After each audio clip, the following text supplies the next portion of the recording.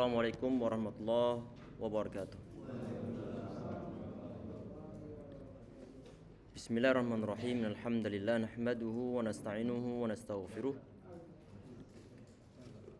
na'udzu billahi min syururi anfusina min sayyiati a'malina man yahdihillahu fala mudilla lahu wa may yudlil fala hadiya lahu. Wa asyhadu an la ilaha illallah wahdahu la syarika lahu wa asyhadu anna Muhammadan abduhu wa rasuluh. Thumma amma ba'd. Ikhwah dan juga akhwat sekalian yang online dan juga ikhwah yang offline ataupun yang online yang insyaallah dirahmati oleh Allah Subhanahu wa taala. Insyaallah kembali kita lanjutkan kajian kitab Umdatul Ahkam. Semoga Allah memberikan manfaat dalam setiap kajian yang kita laksanakan dan semoga Allah memberikan keberkahan untuk kita semuanya insyaallah. Amin ya rabbal alamin. Bismillahirrahmanirrahim. Ini masih pembahasannya masih di halaman 125 untuk cetakan PDF yang Anda pakai ini. Ataupun masih bahasan di hadis yang ke-27. Masih pembahasan syarah hadis yang ke-27. Sampai perkataan Syekh Sa'di rahimahullah. Mohon maaf kan kemarin kunci hilang. Nyari-nyari ketemu. Qadar Allah masyaallah. Alhamdulillah dimudahkan oleh Allah untuk menyampaikan di sini oleh DKM. Jazakumullah khairan. Bismillahirrahmanirrahim.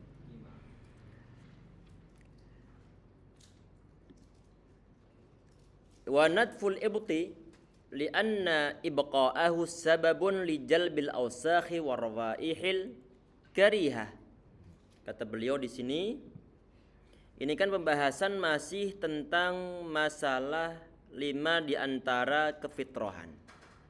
Termasuk kemarin motong kumis, kemudian mencukur bulu kemaluan, termasuk motong kuku, termasuk di sini ini adalah nadful ibti, adalah nyabut ataupun nyabutin bulu ketiak. Beliau di sini menyampaikan li'anna ibqa'ahu, karena membiarkan bulu tersebut, artinya tanpa dibersihkan, sababun lijal bil ausakh, menjadi suatu sebab narik ataupun menyebab adanya kotoran, warawaihil karihah, serta bau-bau yang tidak sedap. Dalam pembahasan ini ya ikhwah sekalian, di sini di dalam hadisnya Nabi Muhammad beliau mengatakan di hadis yang ke-27 kemarin, khamsun ataupun al-fitratu khamsun. Jadi fitrah itu ada 5 kemarin.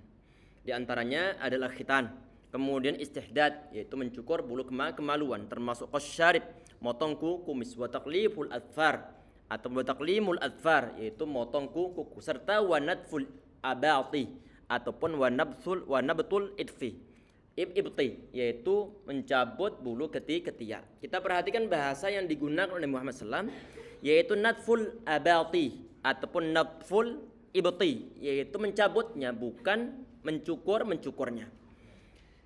Di dalam hal ini ya ikhwah sekalian, para ulama ataupun sebagian ulama mengatakan bahwa izalatus sya'ril ibti bin nadfi itu adalah hukumnya sunnah. Membersihkan bulu ketiak dengan cara dicabut itu hukumnya adalah sunnah. Berdasarkan hadis ini. Kalau mungkin muncul suatu pertanyaan, kalau seandainya bulu ketiak ini dibersihkan dengan cara dicukur, boleh ataukah tidak? Semua ulama sepakat diperbolehkan. Diperbolehkan. Dengan menggunakan apapun asal nanti hilang bulu ketiaknya. Kalau menggunakan laser bagaimana? Kalau seandainya ada yang menggunakan laser, nggak jadi masalah asal bulu ketiaknya itu hilang. Jelas ya, tetapi saat dibilang ini yang afdal ini dengan cara dicukur ataukah dengan cara dicabut. Ini rata-rata ulama mengatakan bahwa dicabut ini lebih utama, termasuk ulama mazhab 4. Termasuk ulama mazhab 4, berarti perlu latihan nanti. Kalau seandainya kata Imam Al-Ghazali rahimahullah, kalau bulu ketiak ini dengan cara dicabut, awal-awalnya akan fihi wajah, awal-awalnya akan terasa sakit. Tetapi kalau sudah biasa dinikmati. Jelas ya? Berarti perlu walaupun satu-satu nih kelamaan. Walaupun satu-satu. Nggak jadi masalah, tapi di sini kita bicara masalah kesunahannya.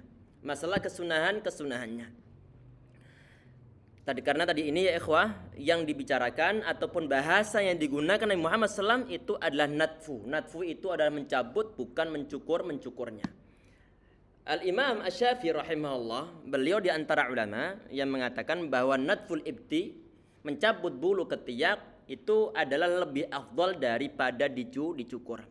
Tetapi beliau mengatakan begini, inni alimtu anna sunnatal natfu, ana tahu bahwa kesunahannya itu adalah untuk bersihkan bulu ketiak dengan cara dicabut. Walakin la aqwa al wajah. Kata beliau, tetapi ana enggak mampu untuk nahan rasa sakit. Ini Imam Asy-Syafi'i rahimahullah. Artinya beliau tahu bahwa mencabut bulu ketiak itu hukumnya sunnah. Karena beliau tidak tahan kalau dicabut satu sudah sakit, apalagi sampai sekitar 10, sekitar 20 lebih sakit kembali. Imam Syafi'i rahimahullah, beliau nggak bisa menahan rasa sakit, sehingga dalam prakteknya Imam Syafi'i rahimahullah, walaupun beliau mengatakan bahwa afdalnya adalah dengan cara dicabut, tetapi beliau tidak bisa menahan rasa sakit. Al-Imam Al-Ghazali ini disebutkan, dinukilkan oleh Al-Imam Ibnu Hajar Asqalani rahimahullah dalam kitab Fathul Bari. Beliau mengatakan, menukilkan perkataan dari Al-Imam Al-Ghazali, huwa fil ibtida' muja' atau muji'un.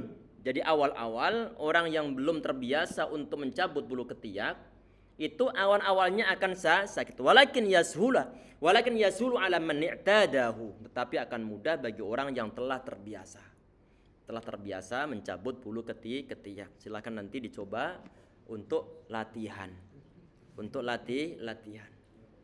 Kalau biasanya misalnya dengan cara dicukur, maka sekali-kali silakan dengan cara dicabut.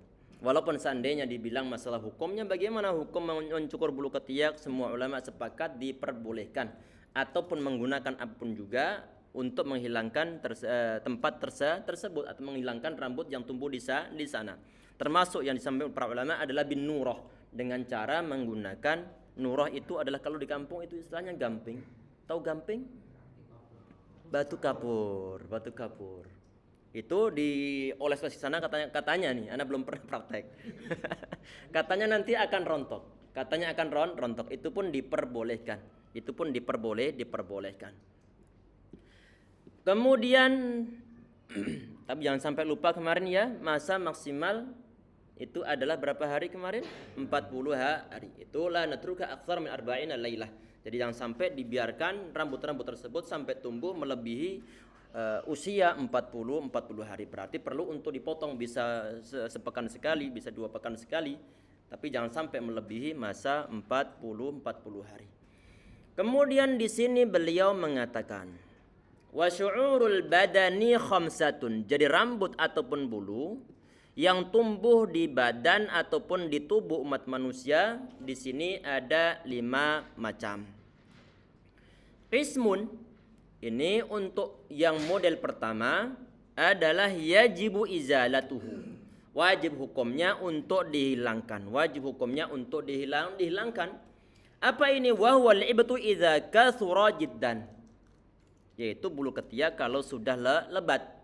Wal anatu idza kathrat jiddan, termasuk bulu kemaluan juga perlu untuk dihilangkan. Wasyaribu idza wafara, termasuk nanti adalah kumis kalau sudah lebat. Bihaitsu yushawwihul khilqata baqa'uhu, yang sekiranya kalau nanti kumis tersebut dibiarkan, maka nanti dari segi pemandangan itu enggak sedap. Apalagi sampai dipelintir-pelintir. Dipelintir, diarahkan ke atas. Kemudian di poin berikutnya, wal qismu tsani, ini pembagian yang kedua, yaitu jenis rambut yang kedua, adalah yahrumu izalatuhu. Ini haram hukumnya untuk menghilangkannya, haram hukumnya untuk dihilangkan. Apa itu? Wa huwal lihyah, yaitu jenggot. Ini dalil tentang masalah pengharaman menghilangkan jenggot, mencukurnya, ini sangat kuat. Wa ahdabul ainain, yaitu ini bulu mata ini. Ini bulu mata ya, apa namanya ini bulu mata ini? Iya, alisnya ini kalau di sini apa namanya? Yang ini bulu mata. Ini yang disebut sebagai ahdabul ainain. Ini bulu matanya. Wal hajibain ini alis-alisnya. Ini juga haram hukumnya untuk dihilangkan. Ini pembagian yang kedua. Kemudian wal qismu tsalits, pembagian yang ketiga adalah yustahabbu izalatuhu, yaitu disunahkan untuk menghilangkannya, wa wal ana wal ibtu idza lam yaksur sya'ruhuma. Ini hukumnya sunnah untuk mencukur ataupun menghilangkan bulu ketek ataupun bulu kemaluan kalau bulunya tidak terlalu lebat. Hukumnya adalah sunnah untuk dihilangkan. Wal qismu rabi', sedangkan bagian yang keempat ini adalah yustahabbu ibqa'uhu. Ini dianjurkan untuk membiarkannya, yaitu wa sya'ru ra'si, yaitu rambut kepala. Kita agak bicara masalah rambut kepala ini ya ikhwah sekalian. Saat ditanya bagaimanakah hukumnya manjangin rambut bagi kaum laki-laki, hukumnya adalah jawaz. Hukumnya jawaz. Nabi Muhammad SAW itu beliau rambutnya sebagian riwayat sampai di bagian pundak beliau. Rambut Nabi Muhammad SAW ini mencapai pundak beliau. Ini sebagian ulama memasukkan ini adalah dalam ruang lingkup sunnah, cuma sunnahnya adalah sunnah adah. Itu kebiasaan Nabi Muhammad, bukan sunnah dari segi ibadah, tetapi adalah dari segi contoh tentang model rambutnya Nabi Muhammad sallallahu alaihi wasallam. Ini ada suatu hadis yang sahih diriwayatkan oleh sahabat Al-Bara ibn Azib radhiyallahu anhu. Beliau mengatakan, "Ma ra'aitu min dhi limmatin fi hullatin hamra."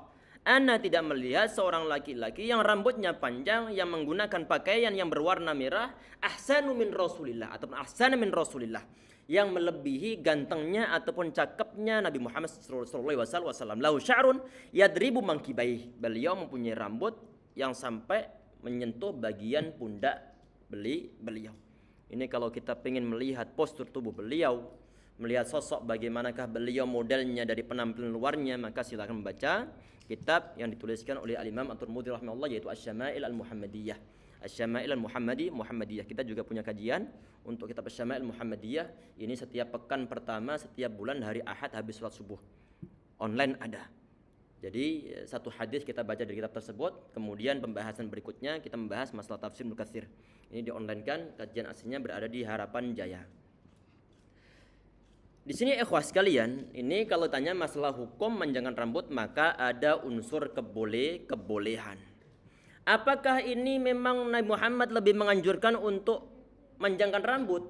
Tidak, tapi kondisional. Ada sebagian orang di saat rambutnya panjang lebih cakep daripada rambutnya brondol. Tahu brondol? Daripada dipangkas ataupun mungkin dipendekkan. Ada sebagian rambut memang kakunya subhanallah saat dipanjangkan ini berdiri jebrak. Maka dalam model begitu, kalau nanti dari segi pemandangannya kurang sedap, maka lebih baik dipendekkan. Ini pernah ada suatu kejadian ya ikhwah sekalian. Ada seorang sahabat ini yang bernama Wa'il ibn Hujr radhiyallahu anhu. Ataitu Rasulullah, kata beliau, ana mendatangi Nabi Muhammad SAW. Waliya sya'run tawil, ana punya rambut panjang saat itu. Falamma ra'ani qala dhubab. Saat Nabi Muhammad beliau melihatku, kata sahabat Wa'il bin Hujr, Nabi Muhammad beliau mengatakan dhubab. Kata ulama yang mensyarahi hadis ini, maksud dhubab di situ adalah qabih, buruk. Kemudian ini beliau akhirnya pulang lagi. Kemudian beliau mangkas rambutnya. Di hari berikutnya beliau menemui Nabi Muhammad SAW lagi. Kemudian Nabi Muhammad beliau mengatakan, lam a'inka wa hadza ahsan. Lam a'inka, ya Wa'il, kemarin ana bilang zubab ataupun enggak bagus, itu bukan memasukkan ke engkau, bukan. Tetapi saat ini yang telah engkau pangkas ini lebih baik daripada yang kemarin. Artinya bagaimana? Bahwa Nabi Muhammad SAW di saat beliau melihat rambutnya sahabat Wa'il bin Hujr, Nabi Muhammad beliau mengatakan zubab, walaupun tadi awal-awalnya beliau tidak mengkoreksi, tidak komentar tentang masalah rambutnya Wa'il, tetapi penampilan di hari berikutnya setelah rambutnya dipotong, hadza ahsan, kata beliau. Ini lebih baik. Artinya tidak semua rambut pantas untuk dipanjangkan.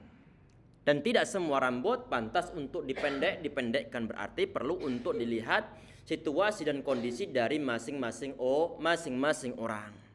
Dan perlu diketahui ya ikhwas sekalian, Nabi Muhammad SAW di sebagian riwayat beliau mengatakan di saat dalam masalah tahallul haji, ada sebagian sahabat yang ataupun sebagian orang yang mencukur rambutnya sebagian, dicukur sebagian disisakan. Nabi Muhammad beliau melarangnya.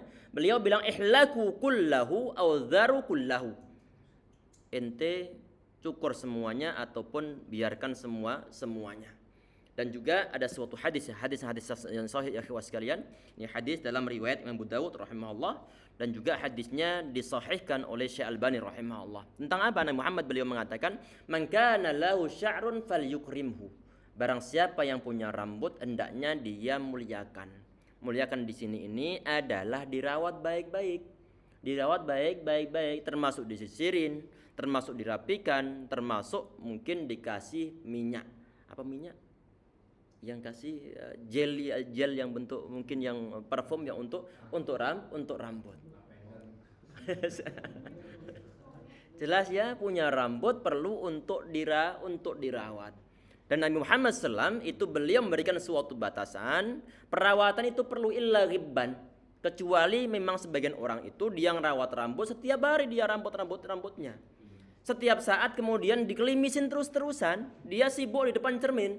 Ini yang sudah dilarang, yang model begini sudah dilarang. Tapi kalau sekedar misalnya dia rapikan biasa dan tidak sampai menghabiskan banyak waktu, maka masih dalam tahap kebolehan di sini ya ikhwas sekalian. Kemudian di poin berikutnya, di sini dikatakan al-qismul khamis, ini untuk pembagian yang kelima, rambut yang berada di tubuh umat manusia yang kelima ataupun jenis yang kelima. La yushra'u izalatuhu wa la ibqa'uhu. Tidak disyariatkan untuk membiarkan ataupun mencukurnya. Berarti udah terserah mau panjang seberapa enggak jadi masalah. Yaitu apa? Wa huwa baqi syu'uril badan, yaitu bulu-bulu selain yang telah disebutkan awal-awal tadi itu. Termasuk mungkin bulu yang tumbuh di sini nih. Ini Ustaz, bagaimana hukum mencukur bulu yang di antara ruas-ruas jari ini? Mau dibiarin monggo, dicukur juga mau nggak jadi masalah. Jelas ya, termasuk bulu-bulu yang ada di kaki itu juga masuk dalam jenis bulu yang kelima. Tidak ada kesunahan untuk mencukurnya, tidak ada kesunahan juga untuk membiarkannya. Terserah mau tumbuh seberapa. Jelas insyaallah nih ya, ini adalah jenis rambut yang kelima. Kemudian di paragraf terakhir, ingatkan ya ikhwah, nanti ini bagian DKM ataupun bagian penyelenggara dari kajian ini Cangkrukan Mengaji menyediakan giveaway hadiah berupa kitab Umdatul Ahkam ya. Iya. Nanti kita menyampaikan satu buah pertanyaan. Nanti habis tanya jawab setelah sholat Isya. Nanti yang bisa menjawab insyaallah mendapatkan, ini yang khusus yang untuk offline saja. Khusus yang offline saja. Nanti berhak mendapatkan terjemahan kitab Umdatul Ahkam. Mana kitabnya? Iya, Masya Allah tebal tuh. Nah, Allah ibarik fiik. Itu nanti insyaallah nanti kita menyampaikan satu buah pertanyaan tentang masalah materi yang kita sampaikan di dalam pertemuan ini ataupun pertemuan sebelumnya. Yang bisa menjawab nanti dia berhak mendapatkan kitab tersebut insyaallah. Semoga diberkahi oleh Allah Taala dan semoga panitia ataupun DKM diberi keberkahan oleh Allah Subhanahu wa taala insyaallah ya rabbal alamin. Di sini paragraf yang terakhir dalam halaman ini, wa qad warada fi ba'dil ahadits al-fitratu ashrun. Sebagian riwayat hadis, kalau tadi dalam hadis yang ke-27 fitrah itu ada 5. Yang dalam riwayat yang lainnya fitrah itu ada 10. Ini hadis diriwayatkan oleh Aisyah radhiyallahu anha. Nabi Muhammad beliau mengatakan ashrun la fitrah. Jadi 10 termasuk kefitrahan. Di antaranya adalah qasyus syarib. Ini untuk motong bulu, motong kumis, ini sudah ada di fitrah yang kelima kemarin. Termasuk ifa'ul lihyah, membiarkan lihyah atau membiarkan jenggot atau melihara jenggot. Wasiwaku, ini yang ketiga yaitu bersiwakan. Wal istinsyaku, yaitu menghirup air lewat hidung, itu juga termasuk fitrah. Wa qassul adfari, memotong kuku, termasuk wa ghusl barajimi, yaitu membasuh persendian-persendian ini. Persendian ini juga perlu untuk dibasuh. Wa natful ibti tadi sudah, ini mencabut bulu ketiak. Wa halqul anati, yaitu mencukur bulu kemaluan. Wa intiqasul ma'i, ini intiqasul ma', kata Imam Waqi' rahimahullah, yang dimaksud dengan intiqasul ma' di situ itu adalah istinja. Adalah istinja, berarti total semuanya berdasarkan riwayat Aisyah tersebut ini ada 10 macam fitrah. Ini terdapat dalam riwayat Sahih Muslim. Kemudian alhamdulillah selesai untuk pembahasan hadis yang ke-27. Sekarang bab baru ini ya ikhwah sekalian, yaitu babul jinabah, yaitu bab tentang jinabat. Qaulu babul jinabati ma'khudhun minal ijnab. Jadi kata jinabat itu dia secara bahasa diambil dari kata ijnab. Ajnaba yujnibu ijnaban. Artinya apa di sini? Wa huwal ib'ad. Artinya adalah menjauhkan. Artinya menjauhkan. Walihada summiyal ba'idu. Kadang-kadang sebagian di antara teman orang Arab mereka bilang jannib. Ini satu kata, akar kata dengan kata jinabat ini mempunyai arti kata ijnab ataupun menjauhkan. Saat dibilang jannib berarti perlu untuk nyingkirkan. Misalnya di sini ada suatu penghalang, jannib ente singkirkan. Walihada summiyal ba'idu an syai'i ajnabiyan anhu. Oleh karena itu sesuatu yang jauh dari suatu hal yang lain disebut sebagai ajnabi. Ajnabi. Termasuk misalnya adalah ada seorang wanita dengan sepupu laki-lakinya. Maka ini termasuk ajnabi. Karena kenapa? Tidak ada ikatan kemahraman. Jadi dengan sepupu tidak ada ikatan kemahraman. Kalau mereka tidak ada ikatan kemahraman, maka boleh bagi mereka untuk menikah. Kalau diperbolehkan antar sepupu untuk menikah, maka sebelum menikah mereka nggak diperbolehkan untuk berjabatan tangan. Nggak diperbolehkan untuk duduk berdua-duaan. Karena kenapa? Statusnya mereka ini adalah ajnabi. Adalah orang yang posisi dari kemahraman itu sangat jauh. Walaupun toh ikatan kerabatan itu dekat, lumayan dekat, cuma dari segi hukum kemahraman agama Islam, maka termasuk ajnabi. Ajnabi artinya ba'id anis syai', jauh dari suatu. Wal ajanibu diddul aqarib. Ajanib ini adalah kebalikan dari kata aqarib. Ajanib ini adalah orang-orang yang jauh, aqarib ini adalah para kerabat. Wa sababu tasmiyatil junubi junuban qila li annal ma'a ba'ada mahallahu. Ini sebab junub itu disebut dengan sebutan junub. Ada yang berpendapat bahwa li annal ma'a, karena air, ba'ada mahallahu, karena dia itu menjauhi tempat-tempatnya, karena digunakan untuk mandi tadi. Wa qila li annal junuba ba'idun amma yaf'alu fi hali taharatihi. Ada yang berpendapat bahwa junub ataupun orang yang junub itu dia jauh dari hal-hal yang dilaksanakan di saat dalam keadaan suci. Kalau orang telah bersuci tidak punya junub dan dia tidak dalam keadaan hadas, dan dia punya taharah, maka bagi dia boleh untuk membaca Al-Quran, boleh untuk sholat. Sedangkan untuk junub jelas tidak diperbolehkan. Oleh karena itu dia orang junub menjauhi hal yang semacam ini. Wa qila li'annahu ba'idun al-wahid tayyibah.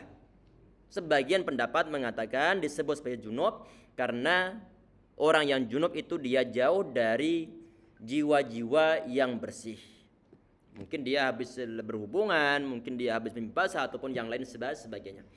Kemudian di poin berikutnya beliau mengatakan wa ghuslul jinabati wajibun bil ijma'. Jadi mandi jinabat itu hukumnya adalah wajib secara ijma'.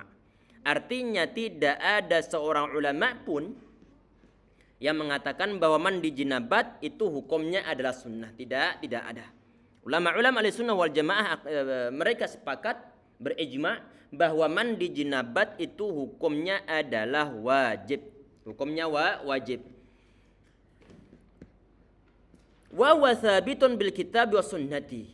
Ini untuk pendalilannya ini ada dalam Alkitab, Al-Quran sama As-Sunnah. Hatta inna ba'dal mufassirin, sampai sebagian ulama ahli tafsir, ada sebagian di antara mereka bilang bahwa innal murada biqaulihi ta'ala, sungguhnya yang dimaksudkan dengan firman Allah Subhanahu wa taala, inna aradnal amanata 'ala samawati wal ard. Allah mengatakan sesungguhnya kami telah menawarkan amanah untuk diberikan kepada langit sama bumi, fa abaina ayyahmilnah wa hamalaha al-insanu fa ashfaqna wa hamalaha al-insan. Tapi mereka, langit sama bumi ini, mereka enggak mau untuk memikul amanah tersebut.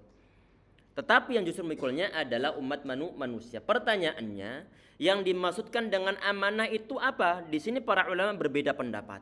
Di antara penafsirannya adalah tentang al-ghuslu minal jinabah. Yaitu amanah di sana ini sebagian penafsiran yang termasuk yang terdapat dalam tafsir Ibnu Katsir. Beliau menukilkan juga pendapat di antara para ulama ahli tafsir tentang masalah apa? Tentang masalah yang dimaksudkan dengan amanah di situ itu adalah ghuslul jinabah, yaitu mandi jinabat. Fa innahu amanatun bainal abdi wa baina rabbih. Karena mandi jinabat itu merupakan suatu amanah antara seorang hamba dengan Tuhannya. Kalau seandainya ada orang dia habis berhubungan suami istri dan dia tidak mandi jinabat, apakah dia akan dipenjara kira-kira? Tidak akan dipenjara. Apakah dia akan ditangkap polisi? Tidak akan ditangkap polisi. Apakah mertuanya perintah kalau seandainya mertuanya enggak tahu tentang syariat agama Islam? Tidak akan perintah. Apakah istrinya nanti akan ngambek kalau seandainya suaminya tidak mandi jinabat, kalau seandainya istrinya tidak mengetahui syariat agama Islam? Tidak akan ngambek. Artinya ini adalah suatu amanah antara seorang hamba dengan Allah Subhanahu wa taala. Ini di antara penafsiran masalah al-amanah dalam ayat ataupun dalam surah Al-Ahzab ayat 72 tersebut. Sebagian ulama yang lainnya mengartikan, menafsiri bahwa amanah di situ itu adalah at-ta'ah, adalah ketaatan, termasuk al-faraidah, termasuk hal-hal yang diwajibkan oleh Allah Subhanahu wa taala, baik menyangkut masalah umat manusia, menyangkut masalah Allah Subhanahu wa taala, kewajiban dari Allah Subhanahu wa taala, semua itu disebut sebagai suatu amanah. Tentang salat berarti amanah. Berbakti sama orang tua berarti termasuk amanah. Menjalankan kewajiban sebagai seorang karyawan merupakan suatu amanah. Menjalankan suatu kewajiban sebagai seorang guru dan tarbiyah murid-muridnya merupakan suatu amanah. Mengisi kajian merupakan suatu amanah. Orang tua merintahkan anaknya untuk hadir dalam kajian merupakan suatu amanah. Kewajiban seorang istri terhadap suaminya ataupun kebalikannya juga merupakan suatu amanah. Semua kewajiban, semua hal-hal yang diwajibkan oleh Allah SWT masuk dalam ruang lingkup amanah. Sebagian ulama yang lain termasuk Al-Imam Qatadah rahimahullah, beliau mengatakan bahwa yang dimaksudkan dengan amanah di situ itu adalah ad-din wal faraidah, ad-din wal faraidu wal hududu, yaitu agama, kemudian kewajiban-kewajiban dan juga masalah had-had. Ini adalah artinya para ulama mereka berbeda pendapat tentang penafsiran kata al-amanah. Di antara penafsirannya adalah al-amanatu huwa ghuslul jinabah, hiya ghuslul jinabah. Jadi amanah itu di sini ini sebagian ulama ahli tafsir itu mereka mengartikan ataupun sebagian di antara mereka amanah di situ itu adalah mandi jinabat. Wa sahihu anna al-ayata 'ammah. Jadi untuk qaul yang sahih bahwa ayat tersebut itu bersifat umum, wa huwa dakhilun fiha. Sedangkan mandi jinabat kan termasuk hal yang diwajibkan oleh Allah SWT, maka masuk dalam ruang lingkup amanah, dan ini adalah qaul yang sahih. Kemudian beliau menyebutkan di sini wa zahiru, secara zahirnya, anna man qala innahu ghusl jinabah, sesungguhnya orang yang bilang bahwa amanah di situ itu adalah mandi jinabat, zakarahu ala wajh tamtsil, mereka menyebutkan sekedar contoh saja, sekedar contoh, bukan la ala wajhil hasri, bukan untuk membatasi suatu pengertian. Artinya kalau dibatasi suatu pengertian, maka artinya bahwa amanah itu adalah terkhusus mandi jinabat saja. Jadi ulama-ulama sebagian di antara mereka yang bilang bahwa amanah di situ itu adalah mandi jinabat, mereka tidak membatasi pengertian tentang masalah amanah di situ pasti diartikan mandi jinabat, enggak. Tetapi adalah mereka menyebutkan tentang mandi jinabat hanya sekedar contoh saja. Kalau hanya sekedar contoh berarti ada amanah-amanah yang lain selain mandi jinabat. Ini maksudkan yang dimaksud oleh beliau di dalam poin-poin ini. Kemudian beliau menyebutkan wa mujibatul ghusli khamsatun bil ijma'. Jadi hal yang mewajibkan mandi jinabat ini ada 5 macam. Ini ijma' para ulama. Wasadisu fihi khilaf, sedangkan nanti untuk nomor yang keenam ini ada perbedaan pendapat dari kalangan para ulama. Ada yang mengatakan wajib, ada yang mengatakan sekedar sunnah. Nanti kita lihat insyaallah apa yang dimaksud oleh beliau di sini ini. Wahia, apa itu di antara yang 5 ini? Beliau menyebutkan khurujul mani dafqan bil ladzah, yaitu keluarnya mani.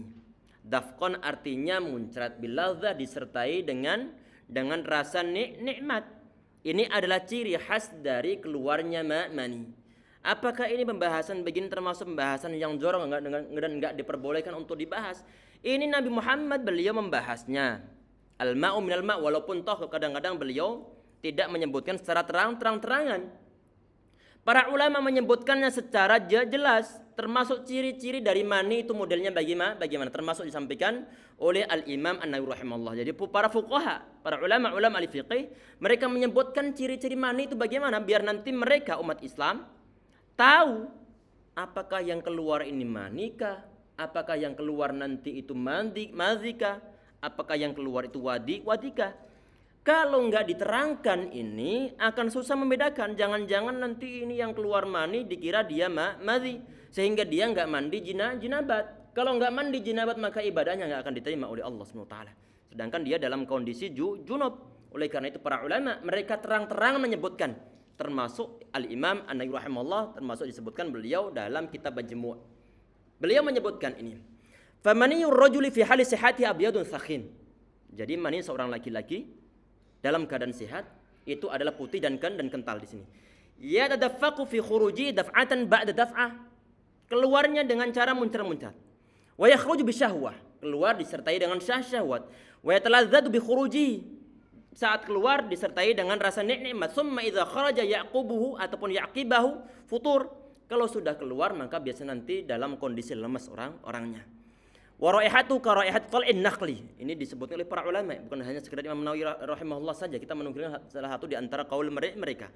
Sedangkan baunya adalah bau sebagaimana tahu manggar? Manggar kelapa? Tahu ya? Ini tapi manggar kurma ini. Manggar kurma. Ataupun qaribatun min raihatil ajin, lebih dekat dengan bau adonan roti. Roti. Kalau sudah kering ka raihatil bit, kalau sudah kering maka baunya seperti bau telur putih telur.